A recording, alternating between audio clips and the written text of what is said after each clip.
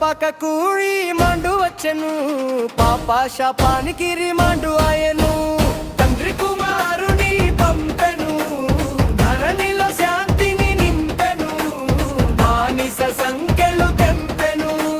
నింగిలో దోతల గుంపు గుంపు గుంపు గుంపు వినిపించే పాటలు ఇంపు ఇంపు ఇంపు ఇంపు ఇంపు. పొలములో గొల్లల camp camp camp camp camp, కనిపించే చేతిలో lamp lamp lamp lamp lamp.